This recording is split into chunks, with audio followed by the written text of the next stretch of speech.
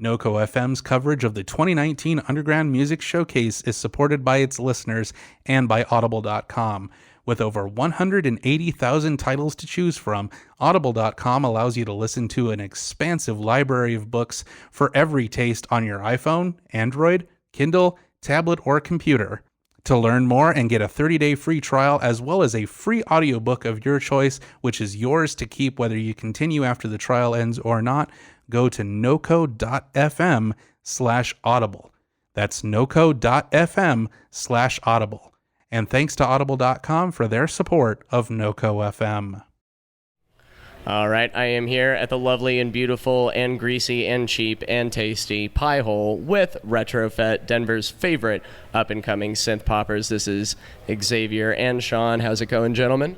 Doing well. Yeah, thanks for having us. Absolutely. So tell us about your UMS weekend. Have you been getting out, seeing shows? Well, I mean, sort of. Kind of, yeah. Well, yesterday we were able to DJ at the showcase stage between all the bands, so that was a great opportunity to just get kind of like a bird's eye view of essentially the main stage all day, and that was a wonderful experience. Yeah. Nice. And about how long did those DJ sets take? It was just 20 minutes each, just a changeover, Sure. Yeah. So tell me a little bit about your guys' history, how the band came about, how you guys started playing music together, and kind of your start in the Denver music community. So Xavier and I met a number of years ago in college, and we started making music together, and we actually, I think we were like too shy or something to say that we both really liked making music together. And so a number of years later, we ran into each other again, and we're like, why did we stop? And both of us were like, I don't know. So we ended up forming a band. We called it Laser Wolf. Laser Wolf did not take very well. No. So a lot of competition with that name. Yeah, exactly. And we had like a rotating cast of extra musicians, and then finally we brought on board our drummer now, Dylan, and our synth bassist, Ben. And since it's been smooth sailing as Retrofette, did the name change? And yeah, and now we're here. UMS. Awesome. So what were some of the original influences that kind of informed the Retrofette sound? What were you kind of going for, and how has that progressed over the years? Sure. I think when I listened to Blue Monday by New Order was like when I was like, I know what music I want to make now. And so New Order kind of was a huge start for us. LCD Sound System, Hot Chip, anything from DFA. Tears for Fears, we really bonded over songs from The Big Chair, so that one got a lot of play. Yeah. Dude, we were trying to think about this yesterday about the record that I gave you a while ago. It was songs from The Big Chair. No, I thought it was the Human League Crash. I'm pretty sure it's Tears for Fears. Okay. Aside. Pretty sure it's Tears for Fears. Anyway, Crash is a great record too. Yeah. So you guys have clearly been speaking the same musical language for a while now. Absolutely, yeah. Years, yeah. Well, we started actually. We were at jazz school playing saxophone together, cool. And we learned that we were into pop music just by nature of seeing each other as often as we did. Yeah. And we're both getting into keyboards and analog synthesizers, so it kind of the natural progression of that really, led us to where we are today. Yeah, definitely. It was, the real turning point for Retrofette was when we replaced all stringed instruments with synthesizers. That's where it really took off. Yeah. So do your shows usually get a really good, fun, dancey party atmosphere? What do those shows usually look like? Yeah, I mean, that's certainly what we're going for. We like to think that the name Retrofette comes from the French word for party is fête. So it's a retro party. It sounds cheesy out loud. Every time I say it out loud, Well, anytime you try and intellectualize a band name, it's just like you just let it stand for itself almost. Right? It's like you just need to name it something, man. Get it out there. But Gets the people going. Yeah, that's what it's. It really describes the music too. It's like we're going for sort of this retro 80s, a new take on a sort of an 80s sound. And we're going for like just high energy dance parties. We specifically write songs to have, 2 or 3 minute dance breaks in them. Right. And we can extend those out if it seems like the song's really jamming, we can do that live. So yeah, it's, I mean, kind of live DJ set sometimes. Yeah, well, we've played some seated audience shows, and those are really, really difficult to get into just because, we feed off of people moving to the music as, that's the most important thing to us. So. Sure, absolutely. Yeah, the energy of the audience coming back at you is a huge thing for Retrofette, so we love our fans. So how is that, from the time that you began, what is your experience when you first started out in the Denver music scene, the Colorado music scene? Have you experienced it grow, the scene grow, the support grow with the rise in population in Denver? Anything with that? Yeah, actually, I mean, this is something we've been talking a lot about lately because, quick plug, we started this dance party called Night Waves in order to help grow the synthesizer scene in Denver. But yeah, when we started out, I think the thing that got said at our shows the most that I heard from people afterwards was like, I had no idea anyone in Denver was playing this music. I had no idea this music existed. I had no idea that I had no idea that I liked this music was a big one too. Yeah. And you're just like, yeah. Yeah. In case in point, I didn't even know that existed. So tell us a little bit about those nights that you guys curate. Yeah, Night Waves. So the standard format is we're bringing in a headliner from some national headliner, hopefully live, that makes some sort of live synthesizer music. We curate the local sets around it, and then we'll have a DJ kind of filling in the gaps in between. And Retrofette either DJs or plays live every single time. Awesome. So, yeah. And where do those usually take place? Oh, always at Ophelia's. Yeah, the information. It's always Ophelia's on a Thursday. It's looking like first Thursdays, but we're working out the cadence still. But yeah, Thursday at Ophelia's once a month for sure. Once a month, but that's a monthly synth-based, dance-based show that anyone can go to in Denver. Oh, yeah. Once a month. That's awesome. The next one is on Thursday, actually. Oh, well, there it is. So we're having the guys from Lip Gloss, Weird Touch. Like we're kind of doing more of a local DJ party this one around. The first one with Matthew Deere was awesome, and we kind of felt like it would be a great, format to kind of switch it up this time, and hopefully that keeps people coming back every time. For sure. So you guys collaborate with a lot of artists in the Denver and the Colorado community. Are there any that you tend to work with more often than others that are kind of like your go-to collaborators, or? Yeah, definitely. I mean, Motion Trap. Motion Trap, yeah. Yeah, we've played with Whiskey Autumn so many times. Yeah. I can't even count that. Yeah, and I mean, those are two good choices because we just released remixes of both of those bands' songs. Yeah.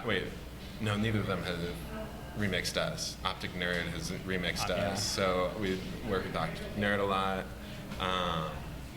Yeah, Deborah, which Deborah's we both great, have Deborah shirts, and we both battle to see who can wear them out. Mine still says Future Babes. They also went through a name change. Of course. It's part of grime bands. Yeah. Gotta do it.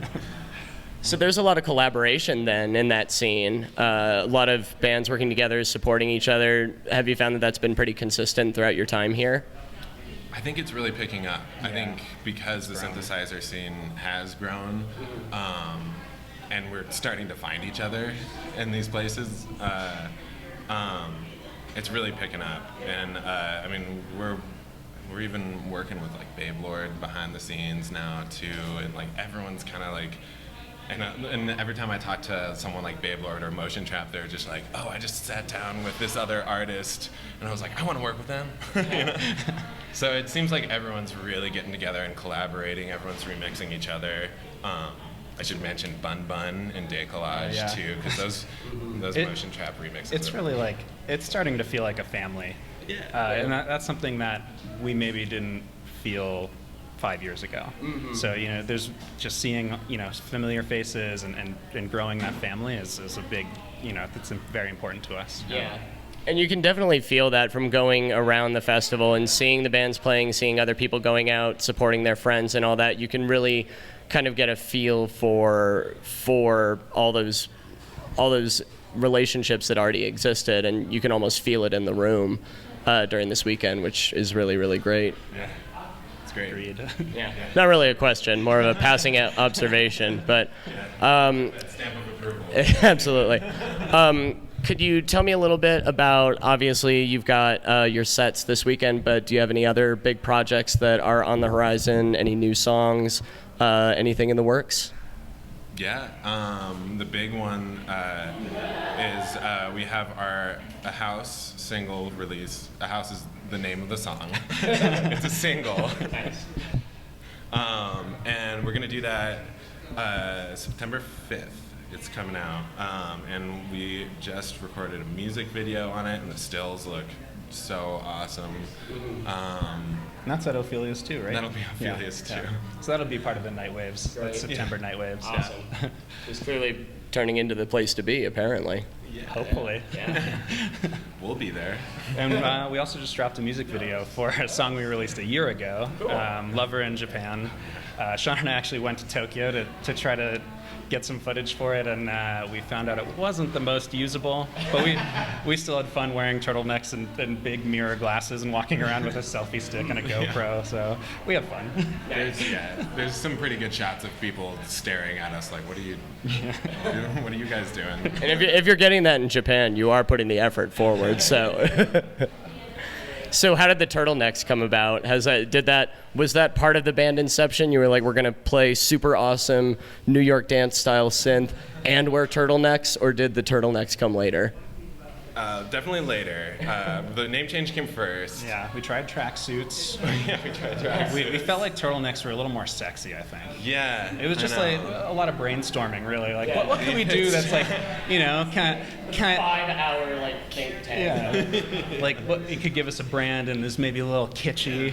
Yeah, kitschy is our tag. We're kind of leaning into the whole kitsch thing these days. But yeah, I mean, the other thing is like we really like our history of synth pop, like, and just something that we've noticed from like researching and looking at other bands that like synth pop has this history of people dressing up in uniform and like looking very the same and kind of robotic, and that was kind of our ode to that as well. But yeah, mostly they look silly and we love them. Which is the most important part. Right, yeah.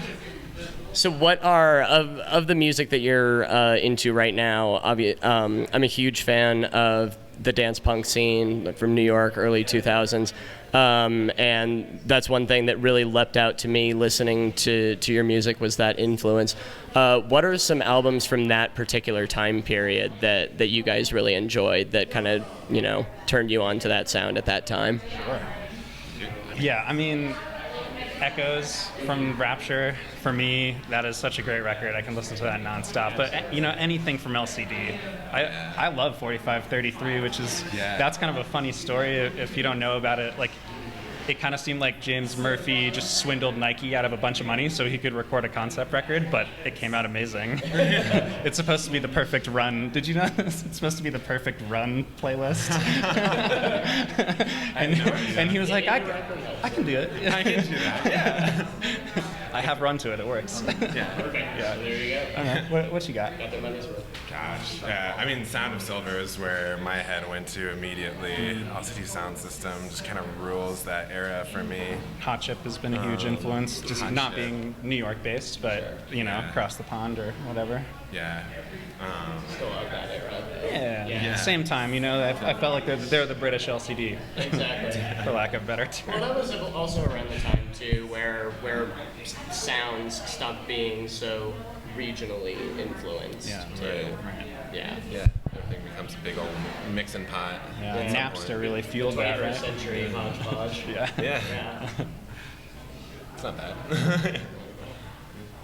Great. Well, is there anything else that you wanted to shout out about the festival, about your set coming up later tonight? Yeah, Anything like that? 1 a.m. at Three Kings for the full band. We're doing a DJ set at Import Mechanics at 8:30. So that'll be, just a 4 on the floor dance party. Yeah. Good. And then Sean's doing a really cool narrative. Yeah. Oh, well, yeah. So. Also that. There's a few things. Oh my God, that's there's right. so much more. In about 30 minutes, I'll be telling a story and doing a Tears for Fears cover. Stories about our trip for to a Tokyo. podcast. Yeah. Yeah, exactly. It's all tying in together very nicely. Yeah. Come full circle. Yeah. And then tomorrow, this very secretive band called the Rad Dudes, and I'll be singing a song with the Rad Dudes. Who are they? I don't know. Who are the Rad Dudes? Mystery. Yes, true. So now we have a mystery that we need to crack over 24 hours. Who are the Mad Dudes? Now I know how to harass strangers on the street now. This is good. Yeah. You're welcome. You guys are giving me a dangerous weapon. Use it wisely. Oh, I will. We trust you. I always do. Well, I trust you. Awesome. All right. Well, thank you very much, Retrofette, for your time. You guys are awesome. Cannot wait to see your set later this weekend. Yeah. It's a pleasure. Yeah, that's it. We've enjoyed it thoroughly. Diverse voices. Unique sound. Not the same old thing, different. This is NoCo FM.